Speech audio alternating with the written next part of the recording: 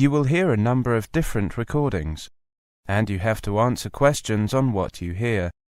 There'll be time for you to read the instructions and questions, and you have a chance to check your work.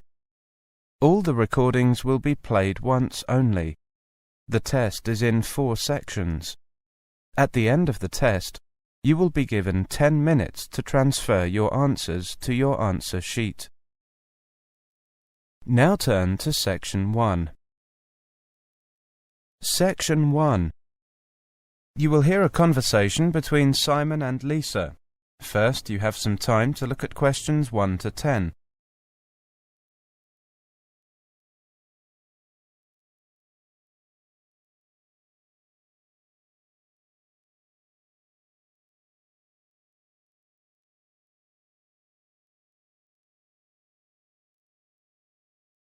Now listen carefully and answer questions 1 to 10. Hi, Lisa. How are you? You look a little puzzled. Hi, Simon. I am. You're familiar with the campus, aren't you? I can't figure out where anything is. Well, let me give you a hand then. Which places do you need to know? First, I need to know where the library is. I haven't registered yet. All right. You know where the North Gate is, don't you? Yes, it's up that way, about 200 metres. Sorry, Lisa. I'm afraid it's in that direction, and it's about 500 metres away. Well, that begins to explain why I can't find anything. So, the South Gate. North. Then it's a little towards the West Gate. You can't miss it, because it's really big and has a large sign on it. OK, I'll take your word for it. The second place I need to find is the Sports Centre. That's in the southwest part of the campus. It's easy to see because there's the outdoor athletics stadium nearby. OK, next I need to know where Churchill Building is. That's where I have my lectures tomorrow. That's back by the library. You know the building, the McDonald Building, where our department is? Yes, that's right by the East Gate, isn't it? Right. Well, the Churchill Building is opposite. Well, almost opposite that. Not that small building directly opposite? No, the larger one beside it. Got it. OK, last one. Where's the cafeteria? I know it's next to the bookshop. And can you see the bookshop? Well, hang on. It's right there, here in the centre of the campus. A great central location, if you ask me. What time is the library open? It's open from 8 a.m. until 10 p.m. And the cafeteria? 8 a.m. until 7 p.m. Is that every day? Someone said that it isn't open so long at the weekends. No, it's every day. And the sports centre? Now, if I remember rightly, that opens at 7 a.m. and closes at 9 p.m. But the outdoor athletics field can only be used during daylight hours, since there's no floodlighting. You play sports, don't you, Simon? I do. I've signed up for the football team trials this coming weekend, and I was on the athletics team at school. When are the trials? I don't play football, but I enjoy watching. They're on Saturday, starting at 10 a.m. The organisers said that we should expect to be there until mid-afternoon, probably until around 3. Well, I've got things to do in the morning, but I'll come along after lunch. I hope you survive until then. So do I. I think that in the morning they'll be aiming to sort out the people with ability from the no-hopers. Then, in the afternoon, they'll be sorting out who's the best. OK, well, good luck with that. I'll see if Leslie wants to come along. OK, see you Saturday. That is the end of Section 1. You now have half a minute to check your answers.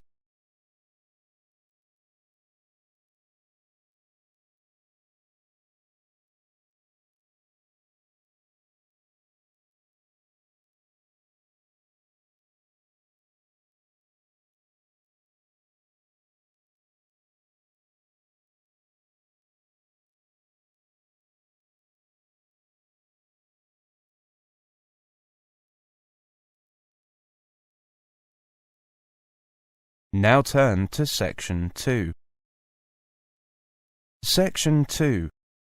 You will hear a presentation on living in London.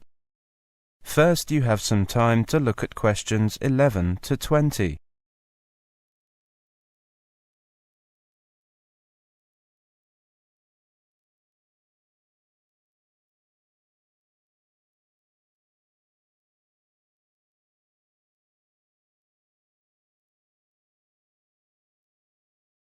Now listen carefully and answer questions 11 to 20.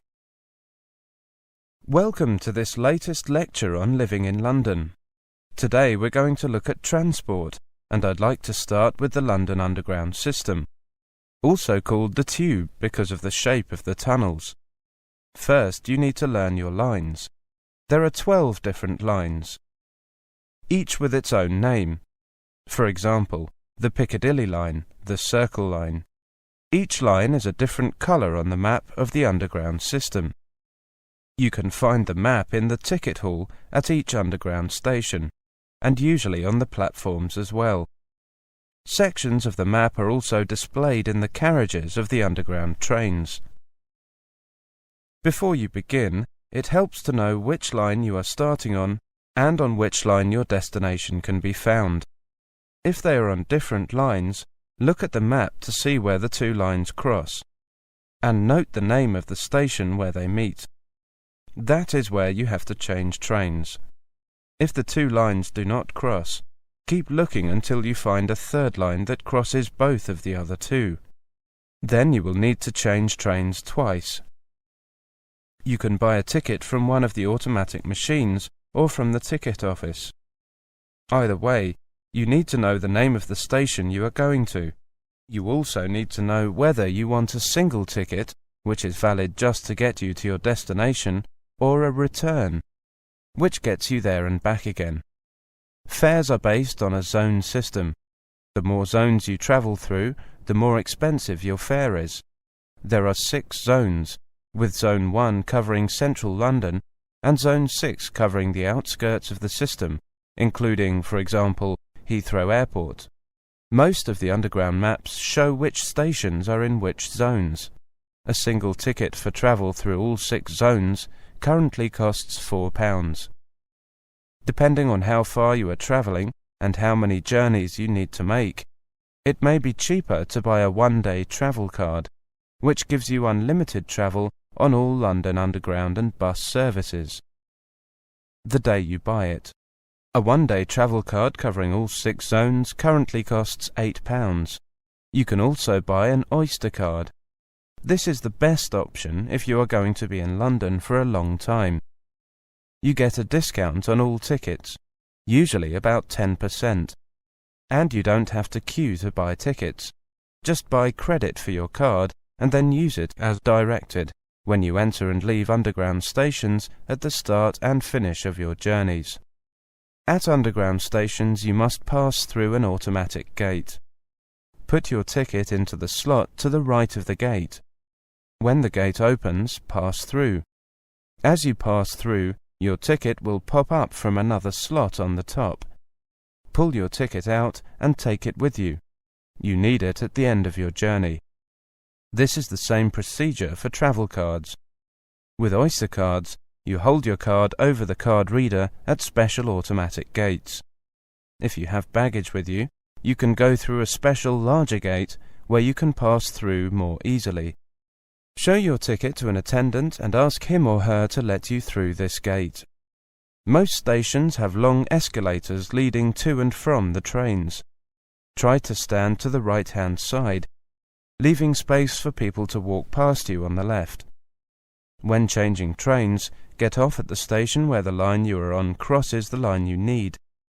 Follow the signs for the line you need and the direction you want to go in. When you leave the system, you must pass through an automatic gate again to leave the station. Put your ticket in the slot as before. If you bought a return ticket or a travel card, your ticket will pop up for you to collect again, so that you can use it later. If you bought a single ticket, or if you are on the return trip of your return ticket, your ticket will stay in the machine. To find out more about the London Underground, check the official website, www.thetube.com. This site also has the map and information in numerous foreign languages. Now, let's move on to...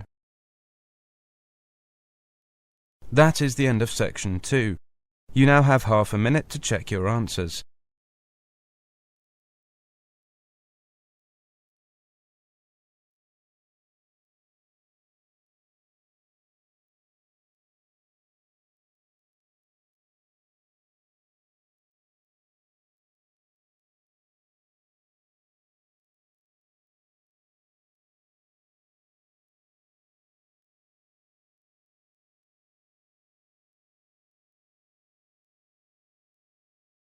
Now turn to Section 3. Section 3. You will hear a conversation between the advisor and an overseas student. First, you have some time to look at questions 21 to 30.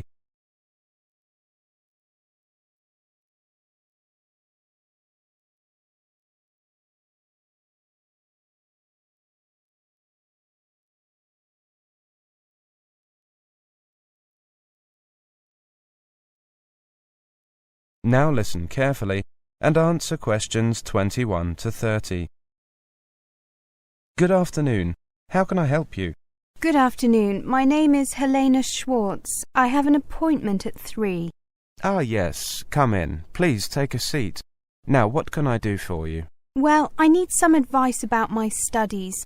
I'm a foreign student from Germany, and, well, I heard that this is the place to come. It certainly is. So, what kind of problems are you having? It's quite normal for students to meet problems, particularly overseas students who might not be familiar with the British way of life or education system. Well, my first problem is the workload.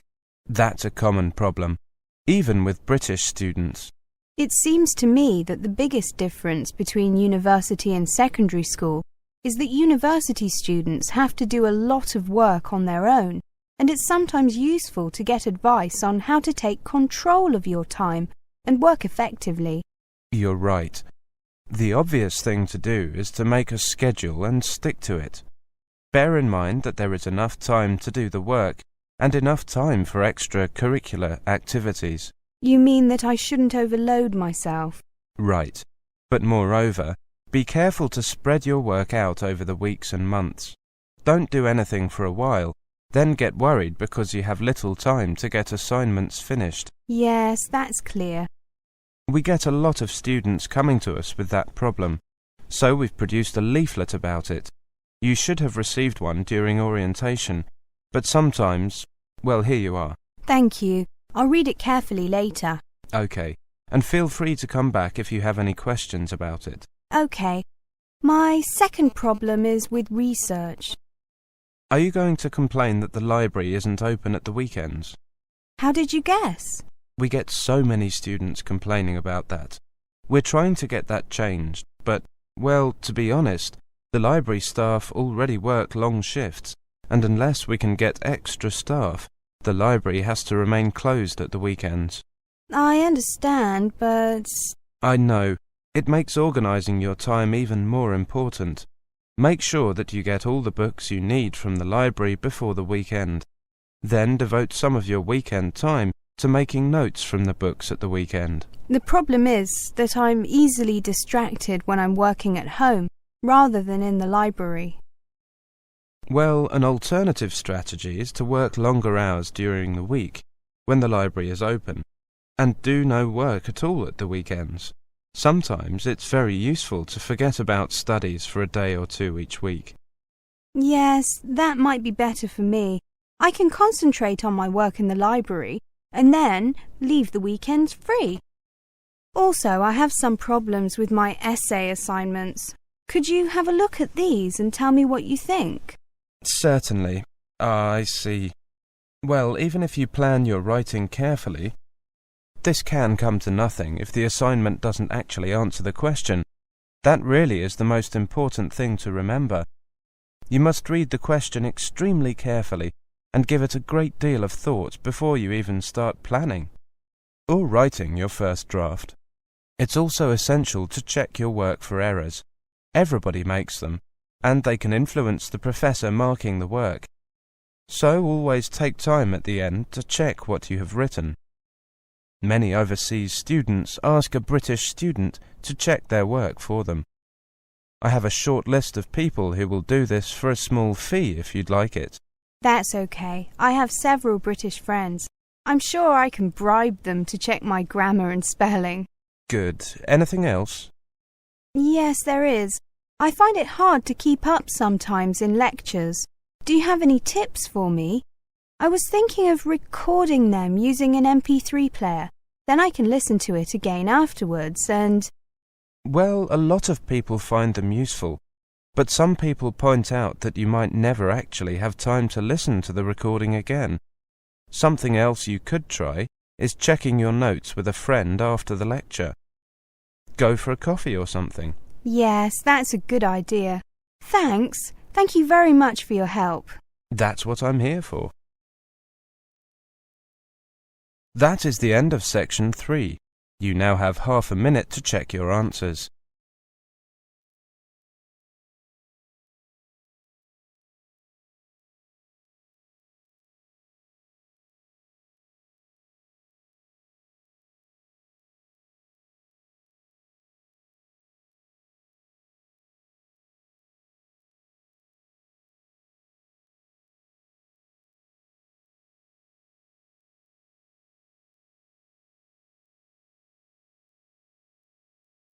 Now turn to section 4.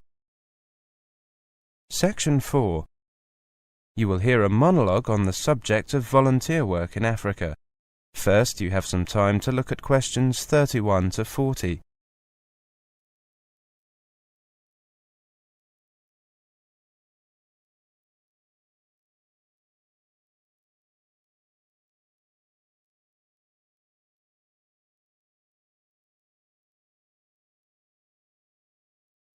Now listen carefully and answer questions 31 to 40. Good morning, everybody. I'm Jane Winter, and I'm here to tell you a little about the possibility of volunteer work in Africa. If you're looking for volunteer work in Africa, there are plenty of opportunities available. Let's look at the different types of volunteer opportunities available in Africa, what to expect when volunteering in Africa, and stories from volunteers who have worked in Africa. Volunteering means something different to almost every organisation you come across. Some agencies will cover your flight and cost of living while you are working, and some are true volunteer projects and expect you to cover all costs for the privilege of the experience. If you're looking for a more meaningful way to spend a few months in Africa than simply travelling around, volunteering is a wonderful way to spend your time. Most jobs that last less than a year or so are going to be the ones you have to pay for. Jobs that require a commitment of more than a year will often offer a basic stipend to cover some of your costs. Whether you get paid and how much you get paid will also depend on your skills and how much they're in demand. Most paid volunteer opportunities in Africa are available to those who have a university education and/or a practical skill. Engineers, doctors, nurses, environmentalists, emergency relief personnel, and teachers are among the most asked for by volunteer agencies. If an organisation doesn't require you to have specific skills, then you will usually have to pay your own expenses as a volunteer. In general, most organisations working in Africa try and recruit as many local people as possible, rather than foreigners, since the project should continue long after you have returned home. So don't take it personally if your intention to help people in Africa is rejected. It may just be that a local person is better suited to the job. What should you expect when you volunteer to work in Africa? Conditions are usually basic. Most volunteer opportunities take place in rural areas, where you may not have ready access to running water and electricity. Housing can be very basic, and you will likely be staying with local families. A word about cultural adaptability. As in most countries in the world, rural communities are usually more traditional than urban centres. As you will be working closely with the local population, you will have to dress and behave in accordance with what is acceptable locally. General pace of life and work is much slower than in the West. Don't expect any organisation to run efficiently and without glitches. Getting sick can be a problem. If you're spending more than just a few weeks in Africa, especially sub-Saharan Africa, your chances of getting malaria or bilharzia will also increase. Make sure you take all the medicine and precautions you need. The organisations you work with should brief you about health issues, and don't forget that local nurses and doctors will have plenty of experience with these common afflictions, probably more than your doctor at home. Initially, you may also have some problems getting used to different food and water. Anyone who has volunteered in Africa will probably tell you that the biggest impact their project had was not on the community but on themselves. Spending time immersed in another culture will change the way you look at life and is part of the appeal of volunteering. Before you decide to volunteer in Africa, you may be interested to learn what the typical experiences are of people already in the field. Later, we'll look at a selection of volunteer stories and experiences from Africa. There are many volunteers and travellers who keep online diaries of their experiences. These contain some excellent tips about working, travelling, and living in Africa. Before that, just a quick word about work permits in Africa.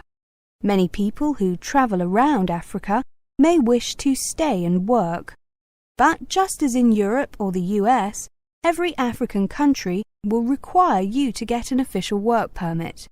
In most cases, these laws exist to stop foreigners getting jobs that local people may be qualified for. Unemployment is bad enough throughout Africa, so don't take a job that a local person could do. Now, let's look at a few people's experiences. That is the end of section 4. You now have half a minute to check your answers.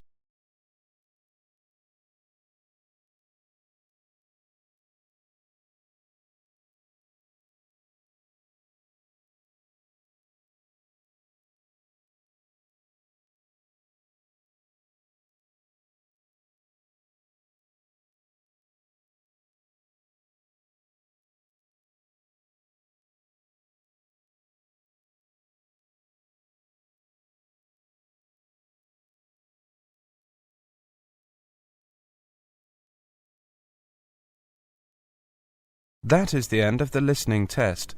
In the IELTS test, you would now have 10 minutes to transfer your answers to the listening answer sheet.